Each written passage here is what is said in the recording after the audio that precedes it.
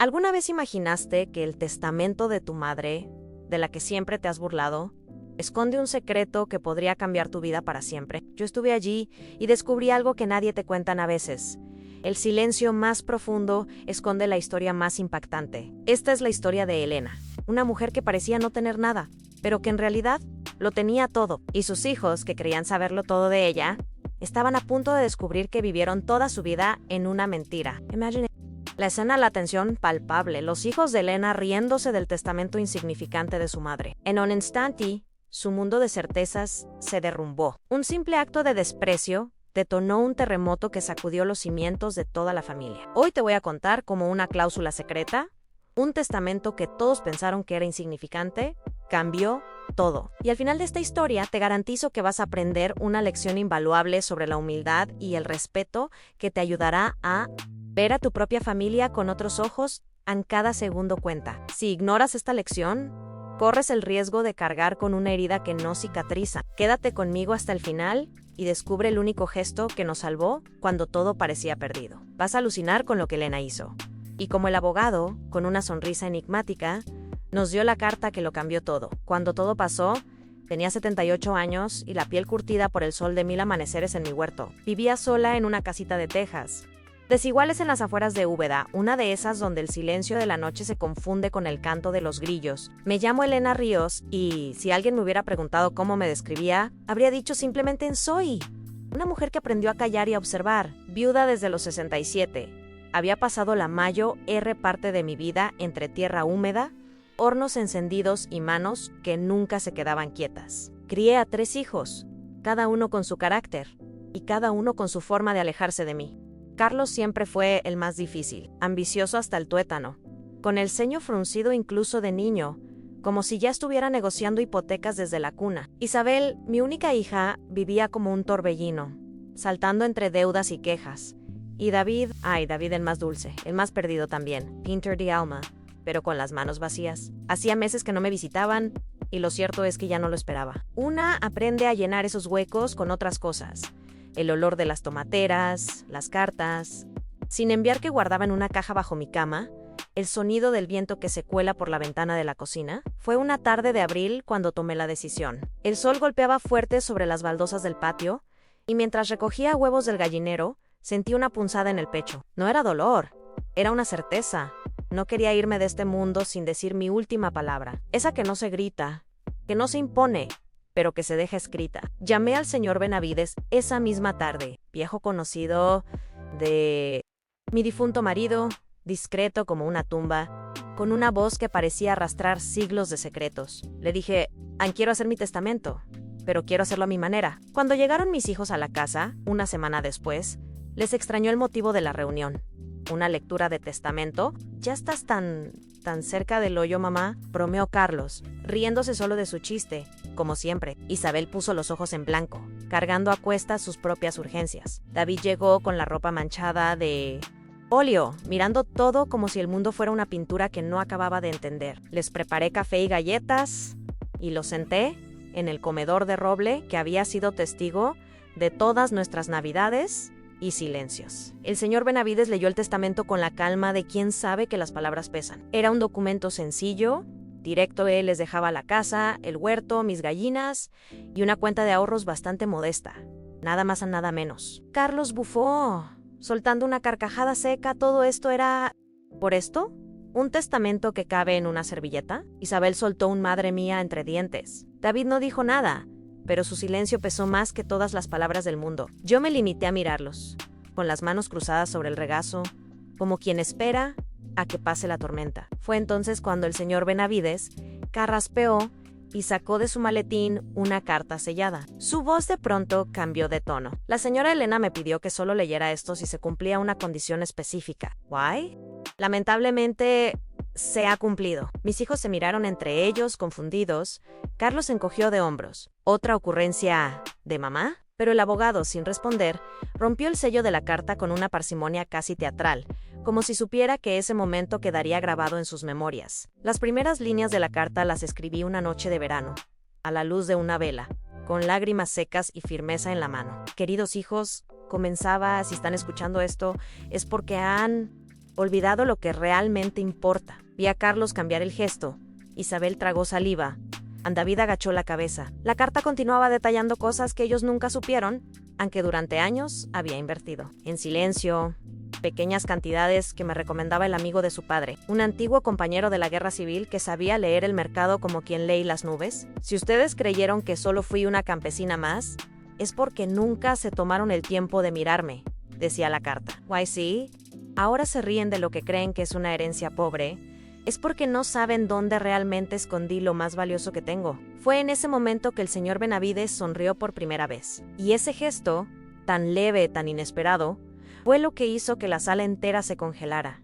Mis hijos no decían nada. Carlos tamborileaba los dedos sobre la mesa, pero ya no tenía esa soberbia en el gesto. Isabel fruncía los labios como si tratara de recordar alguna conversación pasada que pudiera darle sentido a todo aquello. David me miró por primera vez en mucho tiempo, como si viera a una mujer desconocida sentada frente a él. El abogado prosiguió, con esa voz que no temblaba ni para dar malas noticias. La señora Elena, además de la cuenta de ahorros que ya conocen, posee 5 propiedades alquiladas en la ciudad de Jaén, una cartera de acciones en crecimiento sostenido y una inversión importante en fondos éticos acumulados desde hace 20 años. Carlos se enderezó de golpe. 5 propiedades, repitió, como si las palabras no le entraran en la cabeza.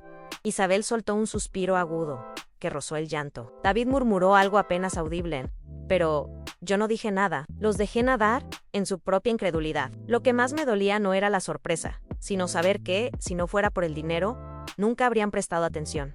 El abogado dejó un sobre en la mesa. En este sobre está la repartición exacta de todo lo que ella ha construido en silencio. Pero tiene condiciones. Ají. Empezó la segunda parte de la carta. Cada uno de ustedes recibirá su parte. Sí, pero solo si demuestra haber entendido que el verdadero valor de una madre no está en lo que deja, sino en cómo se la recuerda. A cada hijo le pedí una cosa diferente. A Carlos, que pasara un mes entero viviendo en esta casa, cuidando el huerto y las gallinas, sin asistentes, sin celular, sin trajes caros. A Isabel, que ayudara durante 6 semanas en un comedor social en Granada, sin contarle a nadie. A David, que pintara un retrato mío, no de cómo me recordaba, sino de cómo me veía ahora. Carlos se rió, nervioso. ¿Esto es una broma? ¿Tengo que ser jardinero para heredar? Isabel se quedó en silencio. Y David, con los ojos húmedos, preguntó en voz baja, ¿y si no puedo pintar lo que veo, mamá? Le respondí despacio. ¿Cómo se le habla a alguien que lleva una venda en los ojos? Entonces, no heredes nada, hijo. No me importa el dinero. Me importa que al menos una vez me vean de verdad el señor Benavides. Cerró la carpeta y guardó los papeles y ustedes deciden. La herencia no es una obligación. Es una oportunidad. Yo me levanté con dificultad de la silla. Mis huesos crujieron como ramas secas. Pero mi voz salió firme. En toda la vida me tomaron por una vieja sencilla. Y lo fui, pero también fui lista. Y más que eso, fui madre. Una madre que supo esperar su momento. Salí del comedor sin mirar atrás. Me fui al patio y regué las plantas como si nada hubiera pasado. Esa noche no durmieron en casa. Carlos tenía una reunión urgente en Sevilla. Isabel dijo que no se sentía bien, ni David. David se quedó hasta tarde, sentado en el porche, con los ojos clavados en la caja de herramientas de pintura que había traído sin pensar. Yo lo observaba desde la ventana, sin interrumpirlo. Había algo en su expresión que parecía distinto, como si estuviera empezando a ver las grietas de mi alma. Al día siguiente desperté antes que el sol, como siempre. Preparé café, encendí la radio y acaricié a Luna, mi gata vieja que dormía en la silla de mimbre. A las 8 en punto, David entró a la cocina. Tenía ojeras y el rostro salpicado de manchas de óleo seco. Me abrazó sin decir nada. No sé cuánto tiempo pasó, solo sé que en ese abrazo entendí que no todo estaba perdido. Que quizás, solo quizás, alguien había entendido lo que realmente quería dejarles. Durante los días siguientes, la casa volvió a su rutina de siempre. Aunque con una presencia nueva, David lo observaba desde lejos, metido en el taller improvisado que armó en el antiguo cobertizo, entre latas oxidadas y trastos viejos. Pasaba horas en silencio, con los pinceles en la mano y una libreta de bocetos sobre las rodillas. No hablábamos mucho, pero cuando lo hacíamos, sus preguntas eran distintas. ¿Qué comías cuando papá se fue al norte? ¿Por qué nunca nos contaste que invertías? Respondía lo justo, sin adornos, como siempre. Pero por dentro, Algo se aflojaba en mí. Carlos llamó al cuarto día. Quería saber si aún tenía que cumplir la condena de jardinero Han. Le dije que sí, que cada uno tenía su camino, y el suyo era ese. Llegó 2 días después con una maleta mínima y cara de asco. Intentó pagarle a un vecino para que hiciera su parte, pero el señor Benavides le recordó que, si no cumplía estrictamente, quedaría fuera. No le quedó otra que enfundarse guantes de jardinería y meter las manos en la tierra que tanto despreciaba. Fue un espectáculo verlo sudar, insultar en voz baja a las lombrices y luchar con las gallinas como si fueran monstruos mitológicos. Isabel tardó más en decidirse. Me mandó un mensaje diciendo que estaba pensando si valía la pena humillarse así por dinero. Le contesté que la humillación no venía del servicio, sino de vivir sin propósito. Una semana después, me llegó una foto suya, con delantal blanco, repartiendo sopa en un comedor lleno de niños. No lo hagas por mí, le escribí. Hazlo por ti. No respondió, pero me llegó otra foto 2 días más tarde. Luego otra. ¿Why? Hasta que dejó de mandar imágenes y empezó a escribir palabras. Palabras que yo no esperaba hoy. Hablé con una señora que me recordó a tía y me hizo llorar. Mientras tanto, en casa, Carlos empezaba a cambiar. No hablaba mucho, pero me preguntaba cosas como dónde había aprendido a plantar acelgas, o si las gallinas tenían nombre. Un día, incluso, recogió los huevos sin romper ninguno y me los dejó en la encimera, envueltos en una servilleta limpia. Fue la primera vez en años que hizo algo por mí, sin esperar nada a cambio. Y David seguía pintando, callado, concentrado, casi obsesionado. Un mediodía me pidió que posara. No como madre, ni como vieja. Como tú misma, dijo. Me senté en la silla del patio, con el delantal de siempre y la mirada puesta en el horizonte. Fueron semanas extrañas, como si la casa misma hubiera rejuvenecido. Había ruido de pasos, olor a comida distinta, voces que antes solo vivían en mi memoria. A veces, al despertar, me costaba recordar que no estaba. Soñando, los 3 hijos que creía haber perdido estaban ahí. No perfectos, no redimidos. Pero ahí, y yo, que tantas veces me había sentido invisible, me encontraba en el centro de un escenario que nunca pedí, pero que quizás merecía. Pasado el tiempo estipulado, el señor Benavides volvió. Esta vez no llevaba carpeta, solo una sonrisa tranquila y una caja pequeña. Nos sentamos todos en la sala. David me tomó la mano. Isabel me acarició el hombro. Carlos no decía nada, pero no podía dejar de mirar. El suelo, como un niño que sabe que aprendió algo a la fuerza, el abogado entregó la caja a cada uno. Dentro había algo más que documentos. Había fotos, cartas, recortes, dibujos, fragmentos de mí cuidadosamente guardados para que entendieran que lo que más vale no se pone en cifras. Todo lo material ahora es suyo, dije. Pero si no cuidan lo que aprendieron, no valdrá de nada. A nadie respondió. Solo se levantaron, uno a uno, y me abrazaron. Cada cual a su modo sin ruido. Grandes, y así, como empezó todo, en silencio también se cerró ese capítulo. Pero lo que vino después, eso fue lo más inesperado de todo. La vida después de esa tarde no volvió a ser igual. Algo se había roto, sí, pero también algo se había abierto. Una grieta por donde entraba un poco de luz. Carlos, que siempre fue el más distante, empezó a venir los fines de semana. Traía pan recién hecho, a veces alguna herramienta nueva para el huerto. Ya no hablaba de inversiones ni de negocios. Hablaba de tomates, de compost, de cómo la tierra huele diferente después de la lluvia. Lo veía agacharse para plantar sin mancharse el pantalón y entendí que, aunque fuera poco a poco, había algo en el que estaba floreciendo. Isabel siguió escribiéndome. Ya no eran fotos, eran cartas largas, a veces con rabia, otras con ternura, pero siempre honestas. Me contaba de las mujeres que conocía en el comedor, de los niños que la abrazaban sin saber quién era, de las cosas que le removían recuerdos de su infancia. En un día vino a casa con un termo de sopa y me dijo: probala. Es la receta que aprendí en la cocina comunitaria. Me hizo pensar en tus guisos. Me senté con ella en la mesa como 2 vecinas viejas y por primera vez en años comimos sin prisa, sin reproches, sin culpas. David fue el último en hablar. Una mañana se presentó en mi habitación con el cuadro terminado. Lo apoyó contra la pared sin decir una palabra. Cuando lo vi, se me encogió el pecho. No era un retrato lisonjero. No me. Había pintado joven, ni sonriente. Me había pintado tal como soy, con arrugas, con ojeras, con las manos gastadas y la espalda levemente encorvada en los ojos. En los ojos había algo que me rompió por dentro. Había reconocimiento. Había verdad, era como si por fin me hubiera visto de verdad. Le pregunté cómo había logrado capturar esa mirada. Me respondió, la vi mientras regabas las plantas en silencio. No eres madre, no eres vieja, eras tú, simplemente tú, Ann. Y eso me dolió, porque nunca a mí. ¿Te tuve a mirar antes?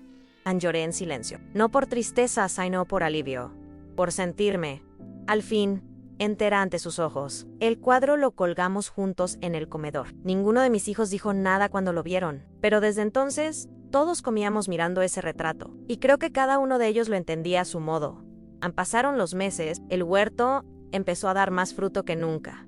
Carlos decía que era por el nuevo fertilizante. Yo creo que era otra cosa. Isabel organizó una pequeña recolecta en su barrio para ayudar a otras madres mayores. Me invitó a dar una charla, pero preferí escribir una carta y dejar que ella la leyera. David empezó a dar clases de pintura a niños con discapacidad. Me contaba que en cada trazo veía algo de mí, aunque fuera un color, una curva, una sombra. Nunca se lo dije, pero eso fue la herencia más grande que pude dejarles. El abogado volvió a visitarme, ya sin papeles, solo para tomar un café. Se sentó en el porche conmigo, miramos el atardecer en silencio y...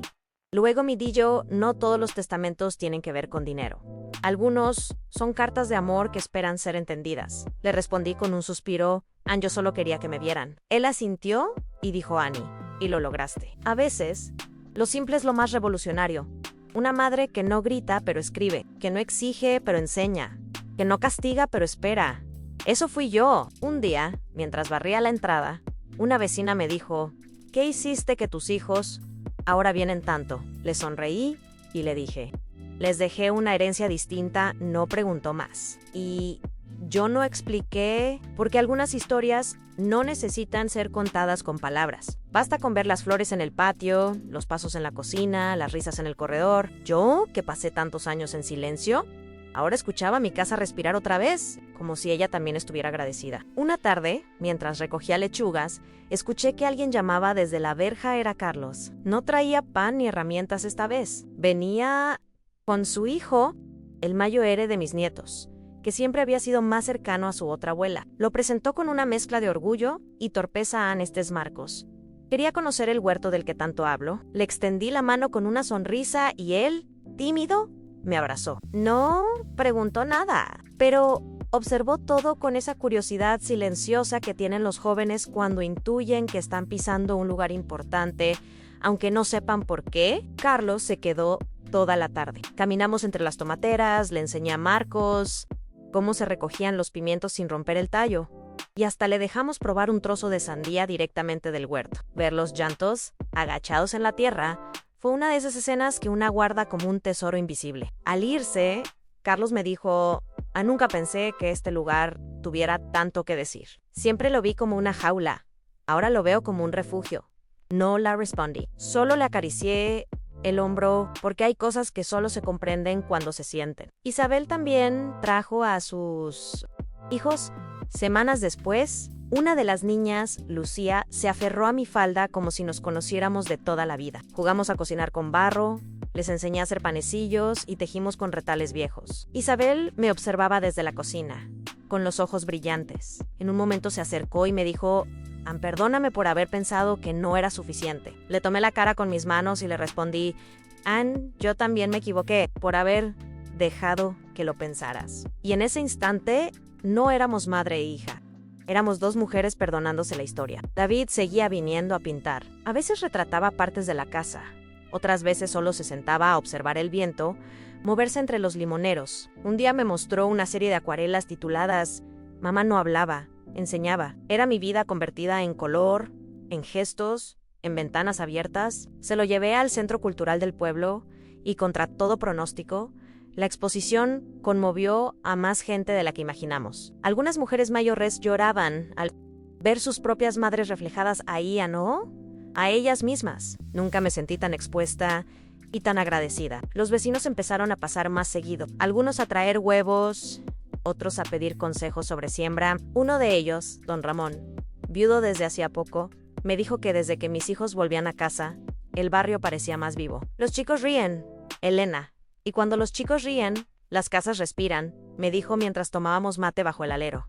Me quedé pensando en eso. Tal vez mi testamento no solo había cambiado a mi familia, tal vez, sin querer, había tocado a otros también, como una piedra en el agua que hace olas invisibles. A veces me preguntan por qué no conté antes lo de las propiedades, lo de las inversiones, y yo siempre respondo lo mismo, porque no era el momento, porque si lo decía antes, no me habrían creído.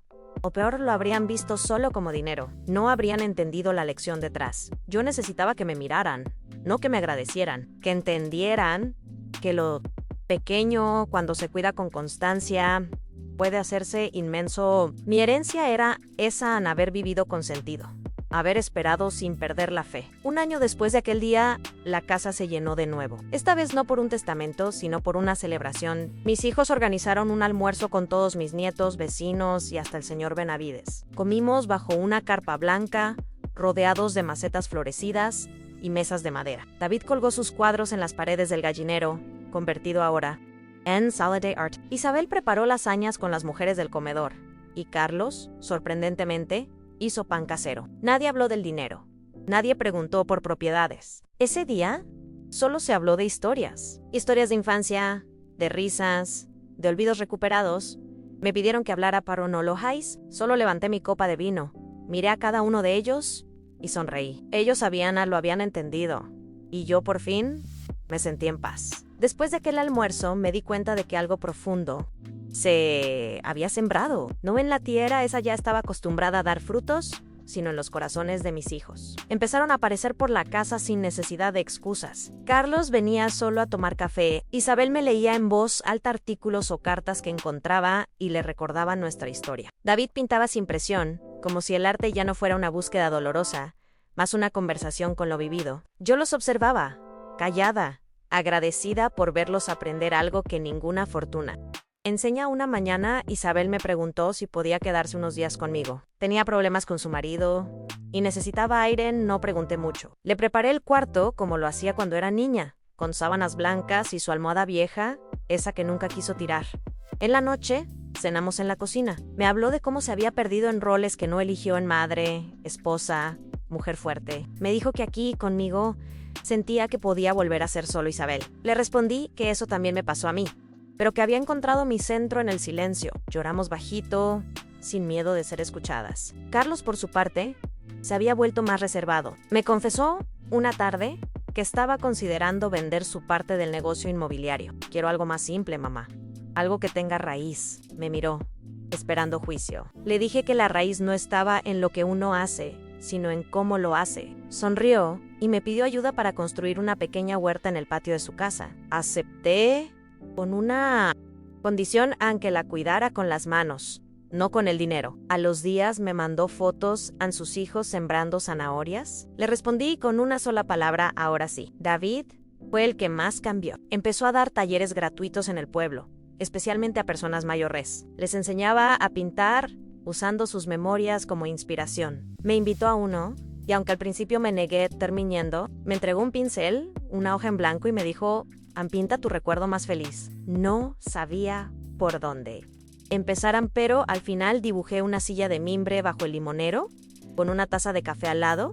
Era mi lugar, a mi refugio. Cuando se lo mostré, se le llenaron los ojos de lágrimas. Ese dibujo, me dijo, vale más que cualquier galería. La exposición de David fue un éxito en la región. Gente de otras provincias vino a ver sus obras inspiradas en Elena, como él la llamó. Muchos no sabían quién era yo. Algunos me saludaban sin reconocerme. Y eso me encantaba, saber que mi historia estaba ahí, flotando en los trazos, pero que ya no me pertenecía solo a mi anse. Había vuelto algo más grande, un espejo para otros, un símbolo tal vez, de todas esas mujeres que parecían invisibles, pero guardaban mundos enteros bajo la piel. Con el tiempo, me invitaron a hablar en una universidad local sobre envejecimiento activo. Acepté, con una condición, a no dar un discurso. Le pedí a Isabel que leyera mi carta del testamento frente a los jóvenes. Mientras lo hacía, la sala se quedó en silencio absoluto. Algunos lloraron, otros se quedaron pensando. Al final, un estudiante se me acercó y me dijo: gracias por recordarnos que los mayores no solo tienen pasado, tienen presente. Y a veces, futuro.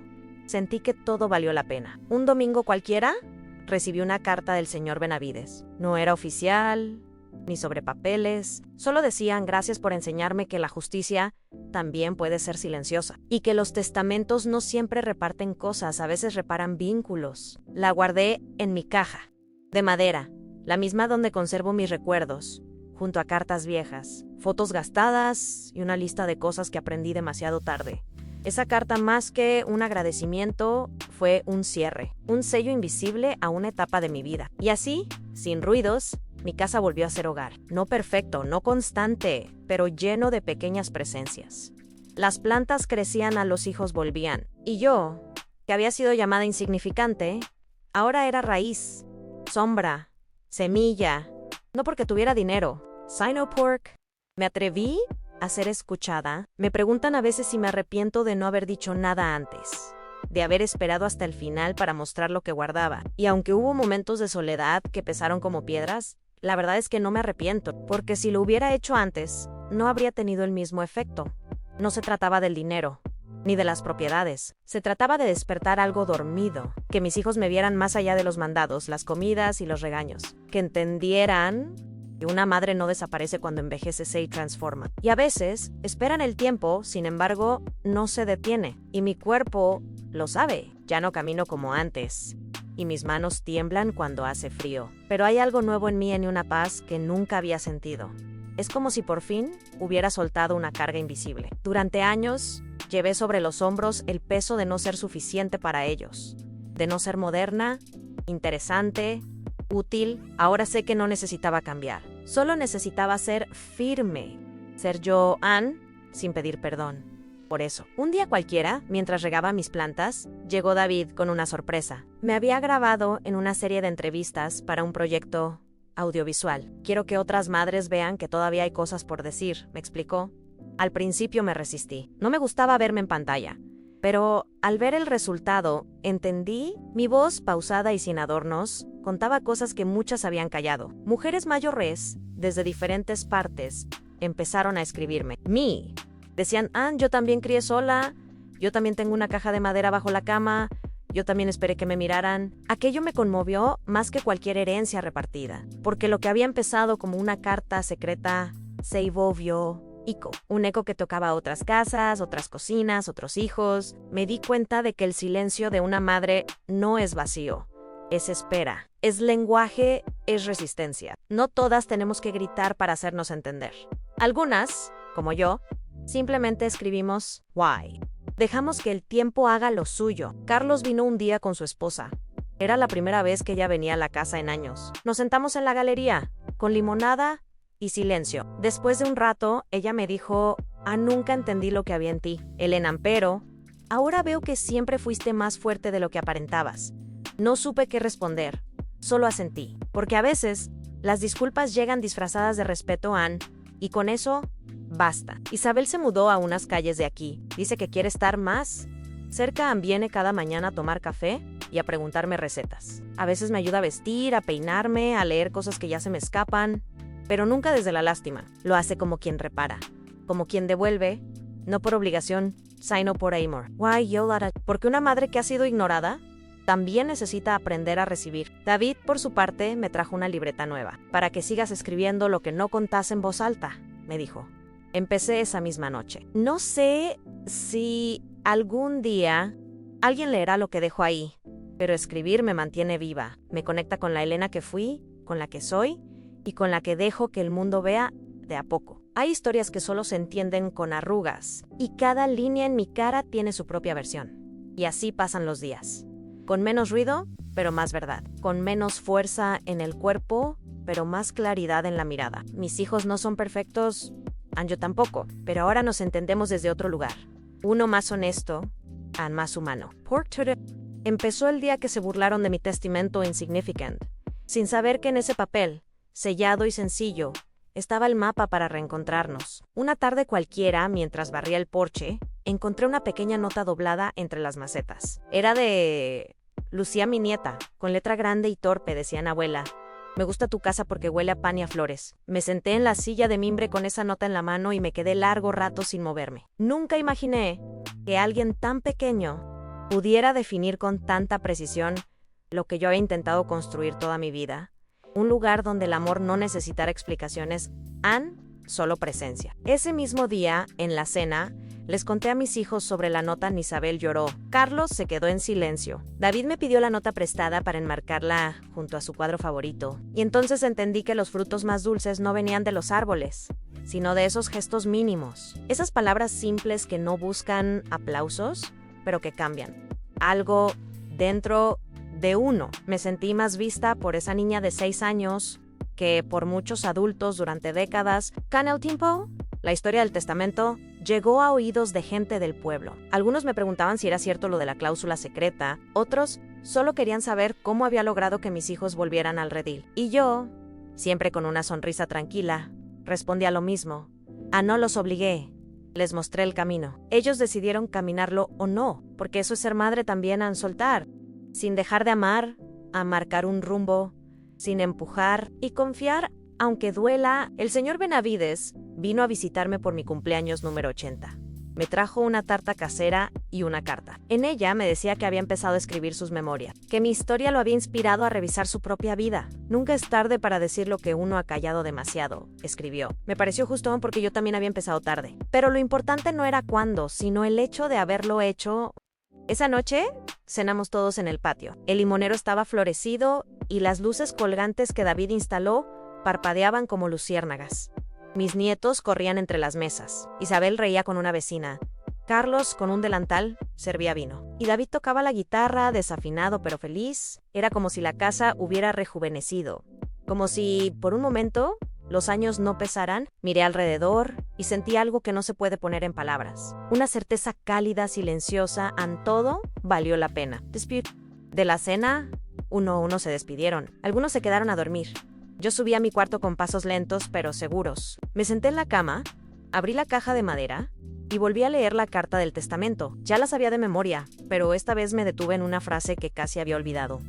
Si llegaron hasta aquí, es porque todavía hay algo vivo entre nosotros. Cerré los ojos y sonreí, porque sí, seguía vivo, muy vivo. Al día siguiente, al despertar, vi un sobre nuevo bajo la puerta. David en mamá, decía la nota. He decidido dejar de pintar por encargo. Quiero pintar solo lo que me nace. Gracias por darme el valor de hacerlo. Me quedé largo rato mirando esa nota. No por el contenido en sí, sino por lo que implicaba. Por primera vez, mi hijo no estaba buscando reconocimiento, ni éxito, ni aceptación. Solo quería ser el mismo. Y yo entendía bien lo que eso significaba. La herencia al final no fue la cuenta bancaria ni las propiedades. Fue el permiso de ser Wiser. Visto donde abrazar los silencios sin miedo. Mis hijos no cambiaron por el dinero. Cambiaron porque en ese papel que tanto subestimaron había algo más poderoso que cualquier cláusula, el amor paciente de una madre que nunca dejó de creer en ellos. Unas semanas después, Carlos vino a contarme algo que me dejó sin palabras. Había decidido vender su parte de la empresa inmobiliaria. Quiero dedicarme a trabajar la tierra. Mamá, nada más. No me llena lo otro, me agota. Me miraba como si pidiera permiso. Le ofrecí un café y le dije, sin rodeos, no esperes que te aplauda por ser quien siempre pudiste haber sido. Solo hazlo, y hazlo bien. No se ofendió, sonrió. Y en sus ojos vi por primera vez la humildad, la real anesa que no se aprende con libros ni conferencias, sino con tierra en las uñas y verdad en la lengua. Esa misma tarde, me pidió que lo acompañara a ver un terreno que había comprado. Quería montar una finca pequeña, ecológica, con prácticas sostenibles. Me llevó en su coche, viejo, ya no usaba el deportivo, y al llegar, me bajó del auto con cuidado, como si tuviera miedo de que me rompiera con el viento. Caminamos por un campo todavía salvaje. Me mostró dónde iría el gallinero, donde los bancales. ¿Qué te parece?, me preguntó. Me parece futuro, le dije, y creo que nunca lo vi tan emocionado. Isabel, por su parte, empezó a estudiar, se anotó en un curso de asistente social, y venía cada tarde a contarme lo que aprendía. Traía libros, me pedía opiniones, me mostraba. Casos en su rostro se iluminaba como cuando era niña y jugaba a ser maestra frente al espejo. Me dijo que había encontrado su vocación, que quería ayudar a mujeres mayores como yo, que muchas veces eran invisibles en sus propias casas. Quiero hacer por ellas lo que no supe hacer por ti, confesó un día. Y yo solo pude tomarle la mano y decirle, ¿estás a tiempo, hija? Siempre David me propuso algo inesperado, al hacer una pequeña publicación con mis escritos. Aquellos que guardaba en la libreta que él me había regalado. Me resistí, como era de esperarse, pero me convenció con una frase que me atravesó en mamá: lo que callas puede salvar a otras. Así que empezamos a seleccionar textos, él los editó, les puso título y juntos elegimos una portada con una foto mía de joven, esa donde tengo la mirada firme y las manos cruzadas. El título fue idea suya, La cláusula secreta, y no pude evitar sonreír cuando lo vi impreso por primera vez. La presentación fue en la biblioteca de pueblo. Yo no quería hablar, pero terminé diciendo unas palabras. Conté cómo había nacido ese testamento, cómo un acto de burla se convirtió en un puente, cómo el amor puede esperar toda una vida si se siembra bien. En la sala se quedó en silencio. Luego vinieron los aplausos. Y aunque me puse roja como un tomate, dentro de mí sentí algo estallar. Una mezcla de alivio, orgullo y ternura. Como si, al fin, mi voz tuviera eco. Después de eso, empecé a recibir cartas de mujeres de otros pueblos. Contaban sus historias. Algunas eran parecidas a la mía, otras mucho más duras. Una señora de Almería me escribió: gracias por no morirte sin hablar. Esa frase me persiguió varios días, porque sí, cuántas veces estuve a punto de irme sin decir nada, y cuántas otras, tantas como ella, se fueron creyendo que ya no importaban. Por eso seguí escribiendo. No para mí, para ellas. Mis nietos también empezaron a preguntar: abuela, ¿por qué escribes tanto? ¿Qué es un testamento? ¿Quién era el señor Benavides cuando era joven? Yo les respondía todo, con paciencia, con detalles, porque entendí que contar es otra forma de sembrar. Y si quería que el eco siguiera, debía entregarlo sin filtros, sin esconder lo que dolía, porque si algo aprendí es que el dolor contado se vuelve enseñanza. Why el silencio, cuando se rompe, puede construir puentes donde antes había muros. Ese otoño plantamos un nuevo limonero en el patio. Lo hicimos entre todos. David trajo los guantes. Isabel limonada. Para después, Carlos cavó el hoyo con sus propias manos. Y yo, con un bastón en una mano y el árbol en la otra, miré al cielo antes de soltar las raíces. Nadie dijo nada. No hacía falta. Aquel árbol era más que un gesto, era una promesa, una señal de que esta vez íbamos a seguir creciendo juntos. Un día lluvioso de noviembre, abrí la caja de madera que había guardado tantos años bajo mi cama. Quería limpiarla, ordenarla. Dentro estaban mis cartas antiguas, algunas fotos, recetas a mano, trozos de tela que usaba cuando cosía para mis hijos, y un sobresellado que nunca había abierto. Me tembló un poco la mano al sacarlo. No recordaba haberlo puesto ahí. Cuando rompí el sello, encontré una carta de mi difunto esposo. Si estás leyendo esto, es porque lograste todo lo que te propusiste, decía la primera línea. Me caí sentada en la cama, con los ojos húmedos. Él hablaba de sus miedos, de su partida anticipada, de cómo siempre confió en que yo sabría cuidar de todo, incluso de lo que no parecía importante. Tú ves lo que otros no miran, escribió, y entendí que incluso en su silencio, también él había dejado su propio testamento emocional. A su manera, me había acompañado en cada decisión. Cerré la carta con cuidado y la guardé en la libreta donde ahora escribo mis memorias, porque algunas cosas no son para mostrar, sino para sostenernos por dentro. Después de eso, empecé a compartir más anécdotas con mis nietos. Les contaba cómo era su abuelo, cómo nos conocimos, qué hacíamos cuando no teníamos dinero, pero sí ganas de reír. Descubrí que ellos no buscaban solo cuentos, sino raíces. Querían entender de dónde venían. Y yo, que tantas veces me sentí fuera de lugar, comencé a sentirme el centro de una historia que no había terminado. Cada pregunta suya era como una semilla, y yo, feliz, me convertí en tierra fértil para responder. Una mañana, Carlos me confesó que había mandado hacer una copia del libro, La cláusula secreta, para cada miembro de la familia. Lo había encuadernado con tapa dura y papel de buena calidad. Me lo mostró con orgullo. En la primera página, había escrito una dedicatoria para que nunca olvidemos lo que el silencio de mamá nos enseñó. Me emocioné tanto que no pude hablar, solo lo abracé fuerte. En ese momento, entendí que él ya no era el mismo hombre que se rió de mi testamento. Isabel, por su parte, organizó un pequeño grupo de lectura para mujeres mayores en el centro comunitario. Usaban mi libro como punto de partida para conversar sobre lo que nunca se animaron a decir. Algunas traían cartas, otras recuerdos dolorosos, y otras solo el deseo de hablarme invitó una vez. Al principio dudé, pero fui. Al terminar la lectura, una señora de pelo blanco y ojos vivísimos me tomó la mano y me dijo: no sabía que alguien podía contar lo que yo sentí durante tantos años. Me quebré ahí mismo, porque supe que ya no era solo mi historia. David, entre tanto, había empezado un mural en la escuela del barrio. Pintaba junto a los niños y adolescentes. Era una gran escena de una mujer regando un limonero, rodeada de manos que brotaban del suelo como raíces vivas. No llevaba mi nombre, pero todos sabían que era yo. Pasé un día por allí, en secreto, y lo observé terminar los detalles. Él me vio desde lejos, sonrió, y sin acercarse, levantó el pincel a modo de saludo. No hizo falta nada más. Me fui caminando despacio, con el pecho lleno de orgullo mudo. Ese mural fue fotografiado por un periodista de la capital y terminó en una revista sobre arte y comunidad. Me llamaron para una entrevista. Rechacé al principio, pero mis hijos insistieron. Así que acepté, con una condición: que no me maquillaran, que no cambiaran mis palabras o así say. Me fotografiaron en mi cocina, con el delantal manchado de siempre, junto al horno encendido. La portada decía: Ana Elena Ríos, la mujer que transformó el silencio en herencia. Cuando la vi en papel, no me reconocí del todo, pero en el fondo sentí que, por fin, había sido contada con justicia. Las cartas no dejaron de llegar, de Argentina, de México, de Chile, de pueblos pequeños y ciudades enormes, todas distintas, todas con algo en común: a mujeres que no se resignaban a irse sin decir lo que tenían que decir. Muchas empezaban con frases como: nunca conté esto, pero leyendo su historia. Yo las respondía una por una, a mano, con letra temblorosa, pero firme.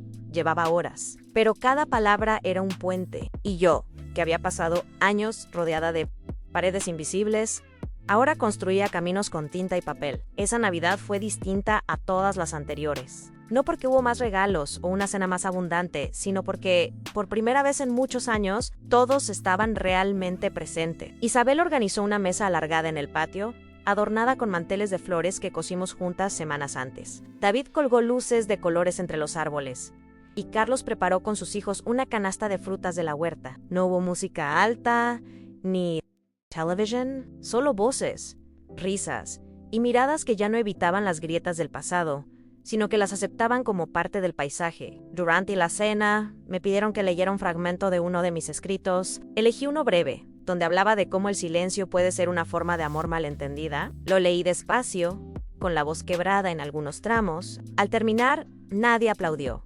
Solo me abrazaron uno por uno, ni incluso mis nietos. Sentí que ese abrazo colectivo era el cierre de una herida que había estado abierta por años, incluso sin que lo supiéramos. Y por primera vez, me sentí ligera, como si algo dentro de mí finalmente pudiera descansar. Carlos, en medio del brindis, se puso de pie y dijo algo que me sorprendió.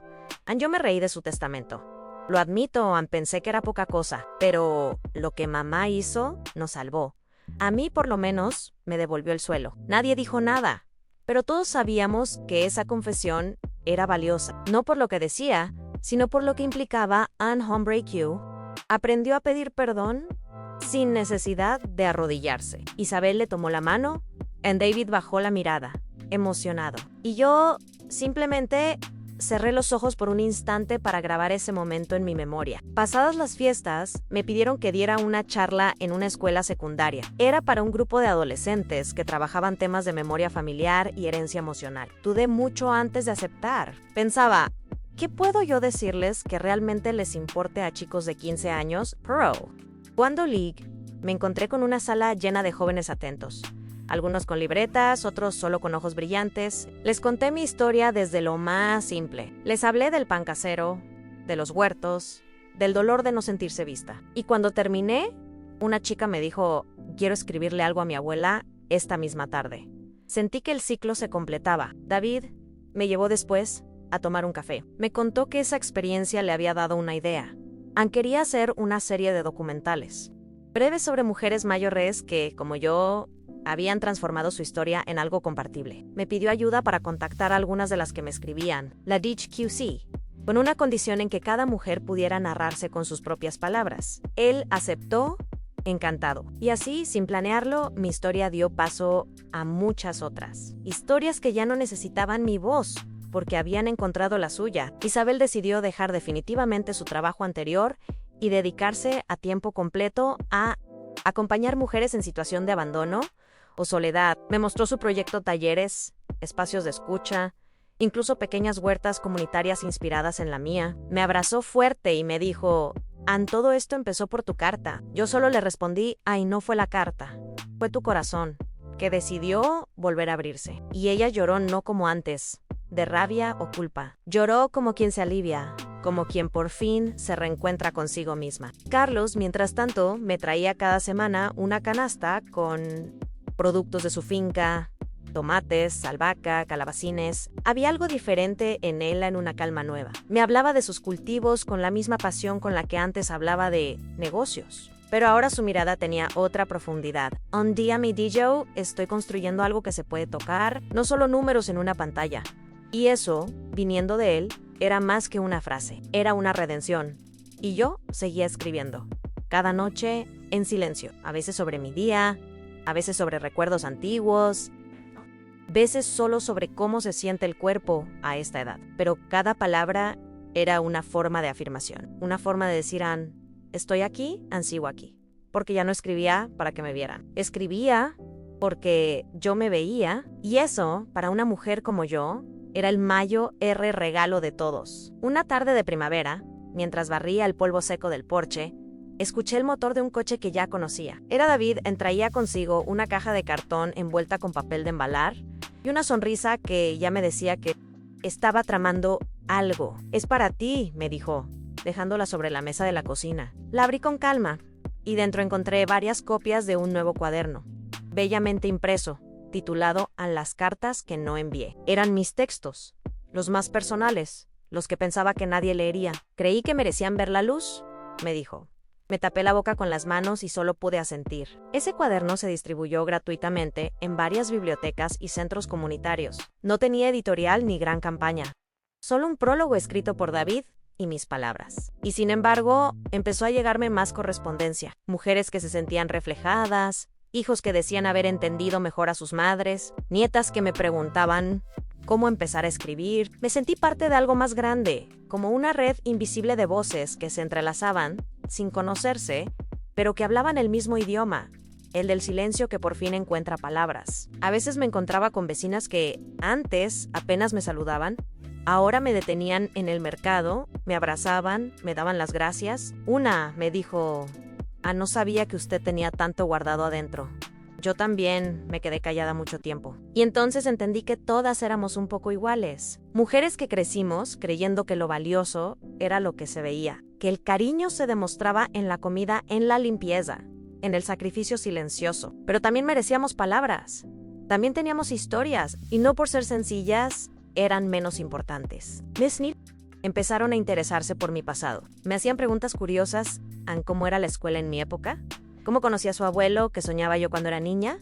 Al principio me sorprendía, luego lo disfruté, les conté todo, incluso lo que me dolía, porque entendí que abrir el corazón también es enseñar. Y que mientras más nos mostramos, más podemos sembrar algo en los demás. Cada conversación con ellos era como pasarles un trocito de mi alma sin que lo notaran. Carlos me confesó que había empezado un diario personal. Nunca pensé que escribir me haría bien. Siempre lo vi como pérdida de tiempo.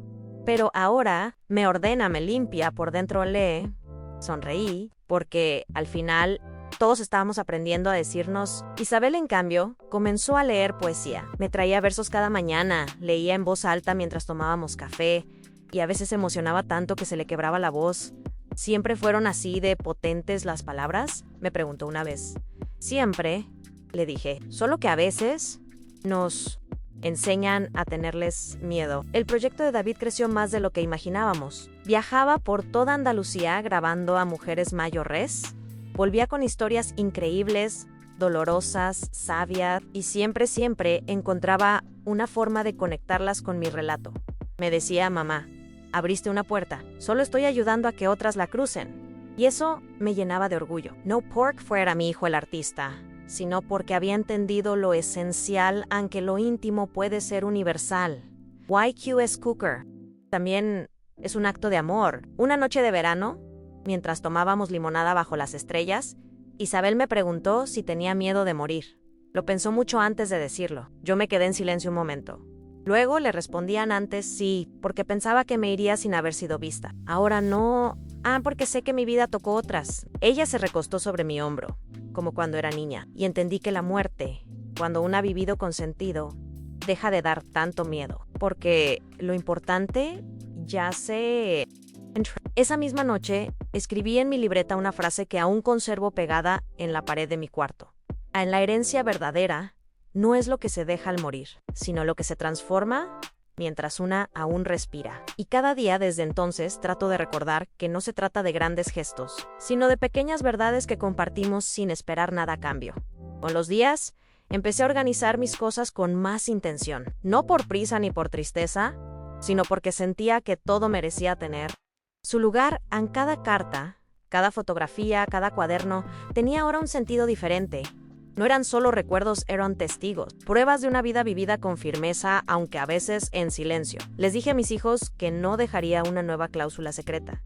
Ya no hacía falta. Ahora todo estaba dicho, expuesto, compartido. Lo que tenía para enseñarles, ya lo sabían. Lo que tenía para dejarles, ya lo estaban viviendo. Carlos, en una de sus visitas, me trajo un pequeño cartel de madera que había mandado a hacer. Lo clavó en la entrada de la casa, junto al limonero nuevo. Decían: aquí floreció el amor que creímos perdido. No dijo nada más, Ann solo me miró con ojos húmedos. Yo tampoco respondí. Me acerqué al limonero, toqué sus hojas con la yema de los dedos y sentí que ese mensaje era más cierto de lo que jamás habría podido escribir yo misma. Isabel, entre tanto, se convirtió en una especie de referente local para otras mujeres de su edad. La invitaban a programas de radio, escribía columnas en un periódico barrial y siempre, de alguna manera, mencionaba nuestra historia, nunca con victimismo, sino con gratitud. A veces me leía lo que había escrito. Why, yo la decía mejor que lo que yo escribí. Ella se reía y me corregía: a lo que yo hago, mamá, es porque primero lo hiciste tú. Yo solo sigo tu hilo. David organizó una exposición en Sevilla con los retratos de las mujeres que había entrevistado. Me pidió que fuera la invitada de honor. Me negué por pudor. Pero él insistió. Así que me vistieron con ropa cómoda pero digna. Me peinaron con suavidad y me llevaron al lugar. Cuando entré, vi las paredes llenas de rostros marcados por el tiempo y la sabiduría. Todos distintos, todos hermosos. En el centro, una pintura mía, no reciente, sino una reinterpretación de aquel primer retrato que David había hecho años atrás. Ella abrió la puerta, decía el cartel debajo. Lloré en silencio, como siempre. Una mujer joven se me acercó esa noche. Me dijo que había venido desde Córdoba solo para escucharme. Mi abuela fue como usted, pero nunca la escuchamos. Murió sin hablarnos de ella. Me abrazó fuerte Ann y yo la abracé como si abrazara a esa abuela que no conocí, porque entendí que a veces una historia puede sanar más allá de los límites de una familia. Puede llegar a donde ya no queda nadie. Puede curar culpas heredadas, silencios prestados, memorias extraviadas. Volvimos tarde esa noche. El coche iba en silencio, pero no era incómodo. Era un silencio lleno. Isabel conducía, David miraba por la ventana y yo iba atrás, con una manta sobre las piernas. Miraba las luces de la carretera pasar y pensaba: nunca imaginé llegar tan lejos sin moverme de mi casa. Porque al final, mi historia había viajado más que yo. Y no lo había hecho con maletas, sino con palabras. Con decisiones que, aunque pequeñas, habían sembrado raíces en otros. Al llegar a casa, me ayudaron a entrar. Me senté en la silla del porche, esa que siempre resistió todo. Carlos ya estaba ahí, esperándonos. Con una infusión caliente, me la ofreció sin hablar. Nos quedamos los cuatro mirando el limonero bajo la luz tenue de la luna. Era alto ya, fuerte Ann, con ramas que se estiraban hacia arriba sin miedo. Ann me sentí igual. No por fuera, el cuerpo ya no engañaba a nadie, pero por dentro sí. Ann, por dentro me sentía firme. En paz en plena, en esa noche dormí profundamente. Soñé con mi esposo, con mis hijos pequeños, con mi madre amasando pan. Era un sueño cálido, sin sobresaltos al despertar. Escribían hoy. Soñé con lo que fui y desperté siendo quien soy. Cerré el cuaderno y lo guardé en mi caja.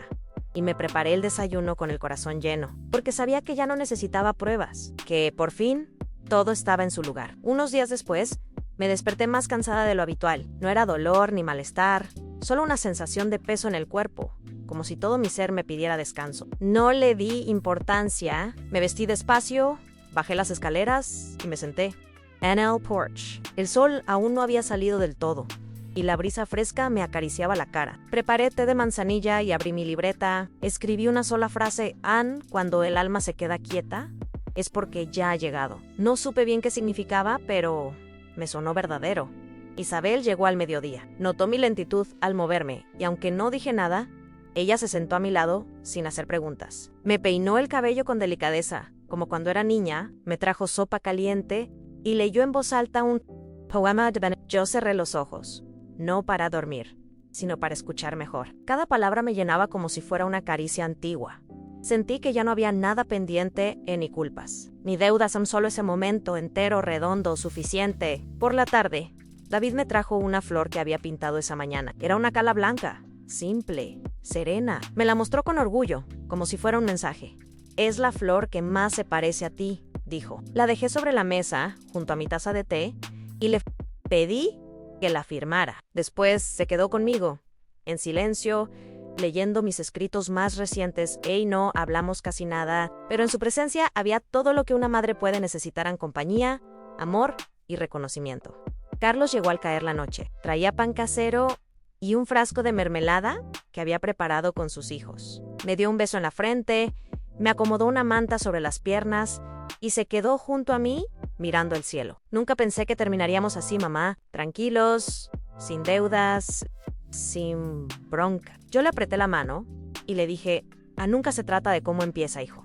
Siempre se trata de cómo termina. Y él, con los ojos vidriosos, me dijo: gracias por no rendirte con nosotros. Esa noche me costó dormir, no por incomodidad, sino porque mi mente volvía una y otra vez a los rostros que había amado, a las palabras que había escrito, a los silencios que había habitado. Me levanté, encendí una vela y volví a leer mi testamento original, el que tanto se habían burlado. Lo volví a leer sin enojo, solo con ternura, porque ahora sabía que había cumplido su misión. Lo dejé sobre la mesa, junto a la flor de David, y volví a acostarme con el corazón liviano. A la mañana siguiente, desperté con los primeros rayos del sol colándose por la ventana. Sentí una calma profunda, una certeza serena. Llamé a Isabel y le pedí que preparara café para todos. Quería verlos. Uno por uno, llegaron sin demoras, como si ya supieran. Nos sentamos en el patio, bajo el limonero, charlamos de cosas simples, reímos, compartimos pan y mermelada. No hubo grandes discursos, solo amor sincero. Y en ese momento, supe que todo lo que debía sembrar ya había florecido. Les entregué a cada uno una carta manuscrita. Eran las últimas, no decían nada nuevo, solo reafirmaban lo vivido. Les hablé del orgullo que sentía por ellos, de cómo me transformaron tanto como yo los transformé a ellos. Les pedí que siguieran caminando juntos, que cuidaran el uno del otro, que no olvidaran nunca que la herencia más valiosa es la mirada con la que elegimos vernos. Me escucharon sin interrumpir, y luego, en silencio, me abrazaron todos al mismo tiempo. Esa noche escribí mi última entrada en la libreta. Fue corta, clara, y la dejé sin firman. Decía: lo logré. Me vieron y yo también me vi. Ya puedo descansar. Cerré la libreta con suavidad. Me acosté temprano, y mientras el viento movía las cortinas del cuarto, sentí una paz tan grande que no cabía en palabras. Por primera vez en mi vida, no tenía miedo. Solo gratitud. A la mañana siguiente, no me levanté. Isabel fue la primera en entrar al cuarto. Me encontró en la cama, con el rostro sereno, las manos entrelazadas sobre el pecho y la libreta abierta al lado. No gritó, no corrió. Se sentó a mi lado y me tomó la mano, que aún conservaba un leve calor. Me acarició el cabello y me susurró: gracias, mamá. Luego llegaron David y Carlos. No hubo histeria, solo un silencio lleno de amor, como si todos supieran que ese era mi último regalo. Me en calma, sabiendo que todo estaba en orden. El velorio fue sencillo, como yo habría querido, en casa, con flores del huerto, fotos antiguas y la música suave que Isabel ponía cuando cocinábamos juntas. Vinieron vecinos, mujeres del centro, lectores, estudiantes, no para llorarme, sino para agradecer, para contar cómo, sin saberlo, había tocado sus vidas. Carlos leyó mi testamento en voz alta, esta vez sin burlas, con voz firme y pausada. Al llegar a la parte de la cláusula secreta, todos sonrieron, porque ya sabían que no era un truco Era una lección, una puerta abierta para empezar de nuevo. David colocó el cuadro de la cala blanca sobre el ataúd. Dijo que esa flor representaba lo que fui, tan sencilla, firme y llena de una belleza que solo se ve cuando uno se detiene. Isabel leyó una carta que escribió esa misma madrugada. Contó cómo, gracias a mí, había aprendido que ser madre no es solo cuidar, es mirar, esperar, perdonar. Carlos, con la voz entrecortada, agradeció por haberles enseñado a tocar la tierra y a escuchar el silencio. Mis nietos soltaron globos blancos. Cada uno llevaba escrita una palabra que aprendieron conmigo: paciencia, ternura, verdad, tiempo. Me enterraron bajo el limonero. Lo decidimos todos años atrás. Quería que mi cuerpo alimentara algo que siguiera creciendo. David pintó una piedra con mi nombre. Isabel plantó flores alrededor. Y Carlos construyó un banco de madera para que cualquiera pudiera sentarse ahí. Dijeron que ese sería el lugar de las decisiones. Importante que cada vez que no supieran qué hacer, vendrían a preguntarse qué diría yo, y eso me pareció la forma más hermosa de seguir presente. Con el tiempo, ese lugar se volvió casi un santuario familiar, no de rezos ni de tristeza, sino de memorias vivas. En los cumpleaños me dejaban cartas, en las navidades me leían poemas, en los días comunes venían a sentarse en silencio. No buscaban respuestas, buscaban conexión. Y yo, de alguna forma, seguía hablando con ellos. No con palabras, sino con la calma que se instala cuando uno sabe que dejó todo en su lugar. Mis libros siguieron circulando. Se tradujeron en otras lenguas, llegaron a escuelas, a hogares de ancianos, a cárceles de mujeres. Cada vez que alguien decía "me viene esta historia", mi familia sentía que yo seguía escribiendo, desde otro lugar. Isabel continuó mi proyecto de cartas. David organizó más exposiciones. Carlos se convirtió en un mentor para jóvenes agricultores. Todos, a su modo, siguieron sembrando. Mi legado, sino el suyo, porque eso era lo que yo quería, en que se encontraran a sí mismos después de verme a mí. Hoy, quien cuenta esto no es Elena, soy Isabel. Su hija. Escribo estas últimas líneas para decirles que todo fue verdad, que la mujer que creímos simple cambió nuestras vidas sin levantar la voz, que su testamento no fue una herencia, fue una puerta, y que desde que la cruzamos nada volvió a ser igual. Cada día, al mirar el limonero, recordamos que la vida no necesita ser ruidosa, y que una madre, incluso después de partir, puede seguir enseñando a vivir. Si llegaste hasta aquí, te lo agradezco, porque mi madre no quería fama ni homenajes, solo quería ser escuchada, Anne. Y ahora lo fue. A veces, no hace falta dejar una gran herencia para marcar la diferencia. Basta con haber amado en silencio, haber esperado con paciencia y haber sembrado lo justo en el corazón de quienes alguna vez no supieron mirar. Elena no dejó riquezas, dejó raíces. Y a veces, eso es lo que más falta nos hace. ¿Alguna vez sentiste que te subestimaron por ser demasiado silenciosa, demasiado simple, demasiado tú? ¿Conoces a alguien que también dio todo, sin hacer ruido? Si esta historia te tocó, me encantaría que me lo cuentes en los comentarios. A veces, escribir lo que uno vivió también es una forma de sanar. Compartila con alguien que todavía tenga una carta pendiente, una mirada que ofrecer o un abrazo que nunca se atrevió a dar. A veces, una historia así llega justo cuando alguien la necesita. Si querés seguir ouvindo relatos reales como este, donde lo más profundo no siempre se dice en voz alta, quédate cerca. Hay muchas otras voces esperando ser escuchadas.